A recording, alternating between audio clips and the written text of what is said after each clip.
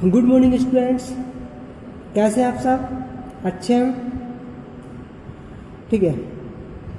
तो देखो, आज हमने एक नया टॉपिक स्टार्ट करते हैं कि सरल रेखा में गति।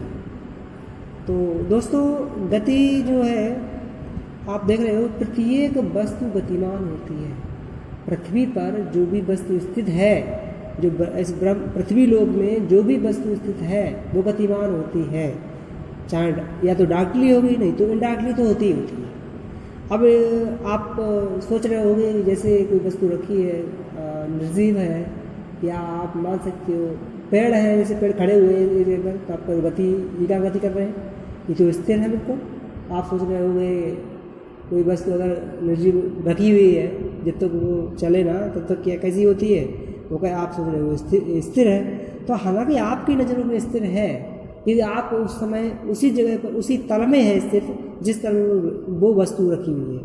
अगर उसी तल में आप स्थित हैं जिस तल में वो वस्तु रखी हुई है, तो वस्तु अगर चल रही है तभी तो आपको गति स्थिति दिखाई देगी, वैसे नहीं दिखाई देगी। अगर आप थोड़ा उस तल से दूसरे तल पे पहुँचेंगे जिसमें वस्तु रखी हुई है, और उस पूरा तल को ही गतिमान किया जाए, तब आपको वस्तु गतिमान स्थिति में दिखाई देती है। जैसे पृथ्वी पर जो कोई वस्तु है सभी गतिमान है, क्योंकि आप इसी पृथ्वी पर हो, तो इसलिए आपको दिख नहीं रहा है कि सभी वस्तुएं गतिमान हैं। यदि आप पृथ्वी पे ना होकर आप स्पेस में जाओ, स्पेस में आके ठहरो जाके, और वहाँ से आप ऑब्जर्व करो कि क्या ये वस्तुएं चल रही हैं, तो आपको पता लगेगा। क्योंकि जब आप स्पेस में पहुँच जाओगे तो पृथ्वी तो चक्कर लगाती है सूर्य के, पृथ्वी गति कर रही है। जब पृथ्वी गति कर रही है तो उस पर स्थित वस्तु भी गति कर रही है, डार्कली नहीं है लेकिन इनडार्कली कर रहे हैं। ठीक है, तो प्रत्येक वस्तु गतिमान है। तो इस गति की स्थिति का पता लगाने के लिए, या वस्तु की स्थिति का पता लगाने के लिए इसमें कुछ निर्देशांक माने गए। मान लेते हैं जैसे आप स्पेस में हो, स्पेस में कोई वस्तु गति कर रही है, तो उस वस्तु की जानकारी, उस वस्तु की स्थिति का पता लगाने के लिए हमें क्या करना पड़ेगा? कैसे आप पता कर सकते हो कि वस्तु कहाँ पर है? तो एक निर्देशांक का पता, वो निर्देशांक होते हैं जो एक्स अक्ष, वाई अक्ष और जेड अक्ष जिसे कहते हैं। तो अक्षों के द्वारा हम किसी बिंदु को एक स्थिर बिंदु मानकर उसका पता लगा सकते हैं। ठीक है, तो इसी को ही हम इसी के बारे में थोड़ा बहुत पढ़ेंगे हम। ठीक है, तो जैसे स्थिति, पथ लंबाई एवं विस्थापन, तो ये क्या है, तो इस चैप्टर में सरल रेखा में गति, तो आपको उस नाम से ही आप समझ रहे होंगे। सरल रेखा में गति, जब कोई वस्तु एक ही रेखा में गति करता है तो सरल रेखा में गति कहलाती है। तो देखो, स्थिति में क्या होता है, आकाश में किसी बिंदु की स्थिति को प्रदर्शित करने के लिए एक संदर्भ बिंदु तथा अक्षों के एक समुच्चय की आवश्यकता होती है। स्पेस में कोई वस्तु गतिमान है, तो मैंने बताया था अभी, उसको अगर पता करना है तो क्या करना पड़ेगा, क्या जरूरत पड़ती है? संदर्भ बिंदु, एक बिंदु ऐसा हो और अक्षों के समुच्चय हो। एक अक्ष नहीं से काम चलेगा, अक्षों का समुच्चय हो। समकोणिक निर्देशांक निकाय के 3 परस्पर लंबवत अक्ष होते हैं। जो समकोण मतलब जो समकोण पर स्थित होती हैं, समकोण पर परस्पर होती है, सब परस्पर जो अक्षें समकोण होती हैं, तो जिन्हें एक्स अक्ष, वाई अक्ष और जेड अक्ष कहते हैं। इन अक्षों के प्रतिच्छेद बिंदु को मूल बिंदु कहते हैं। जो अक्षें जो काटती हैं तीनों, उनको मूल बिंदु कहते हैं। जैसे आपको जैसे ये एक अक्ष, अगर आपको इस प्रकार से एक अक्ष ये है, तो एक अक्ष ये है, तो आपका इस कंडीशन में ये तो आपका एक्स और वाई अक्ष हो गई, ये आपका वाई अक्ष हो गई और ये एक्स अक्ष हो गई। इस प्रकार से एक ये सामने के लिए, ये आपके सामने के लिए आपको है, तो ये आपको थोड़ा कि हम थ्री डायमेंशनल आप ग्राफ में प्रदर्शित कर नहीं सकते हैं, तो केवल हम अंदाजा लगा सकते हैं। सामने के लिए 3 अक्ष होती है, 3 परस्पर कैसे होती है, लंबवत होती है आपस में। ठीक है, तो इन अक्षों से ही अब जो तीनों अक्ष जहाँ पर काट रही हैं उसी को क्या मूल बिंदु बोलते हैं। तो इससे हम स्पेस में वस्तु की स्थिति का पता लगा सकते हैं। ठीक है, दूरी, किसी वस्तु द्वारा किसी समय में तय किए गए मार्ग की लंबाई को उस वस्तु द्वारा चली गई दूरी कहलाती है। कोई वस्तु है, आपको निश्चित समय दे दिया गया, ठीक है, तो वो यहाँ एक बिंदु से दूसरे बिंदु तक उस वस्तु के जो मार्ग बनता है, जिस मार्ग से जाती है एक बिंदु से दूसरे बिंदु तक, तो वो उसकी क्या कहलाएगी, दूरी कहलाएगी। ठीक है। और विस्थापन क्या होता है, किसी निश्चित दिशा में गतिमान वस्तु की अंतिम या प्रारंभिक स्थितियों का अंतर को क्या बोलते हैं, विस्थापन बोलते हैं। विस्थापन भी एक ही चीज़ है, और इसमें दूरी में क्या होता है, किसी दिशा में चले जाओ। जैसे मान लिया ये एक बिंदु यहाँ पर है, मान लिया एक वस्तु यहाँ पर ए बिंदु पर है, तो आप इधर से जा सकते हैं, किधर भी जा सकते हैं, किधर भी घूम के कहीं भी पहुँच जाओगे।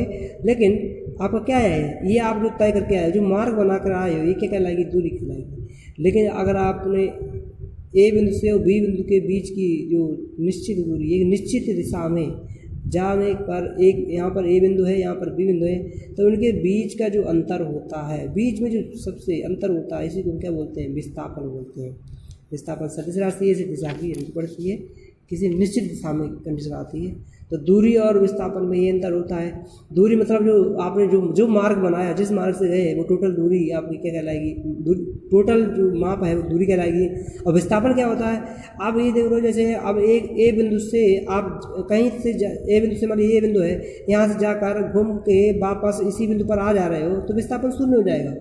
घूमकर किसी इसी बिंदु पर आ रहे हैं तो विस्थापन शून्य हो जाएगा। मतलब विस्थापन मतलब होता है एक बिंदु से दूसरे बिंदु पर हो तो उनके बीच में कितना अंतर है, तो वही विस्थापन कहलाएगा।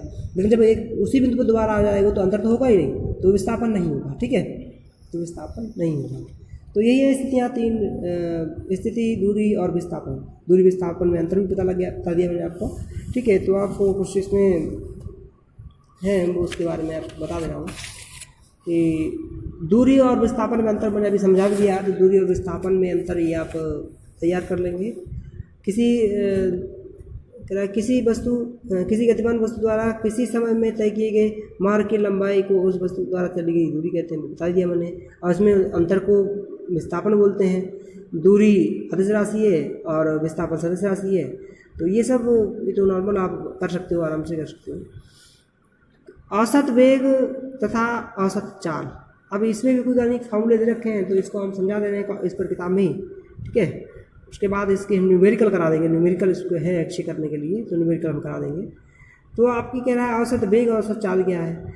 किसी वस्तु द्वारा एकांक समांतराल में चली गई दूरी को वस्तु की चाल कहते हैं। चाल किसे कहते हैं, एकांक समय अंतराल में चली गई दूरी को एकांक समय अंतराल में चली गई बोलते हैं, चाल कहते हैं। तो चाल बराबर दूरी बटे चली गई दूरी बटे समय अंतराल, जो समय लगा हुआ है एक उनसे, तो क्या कहलाते हैं, ये चाल कहलाती है।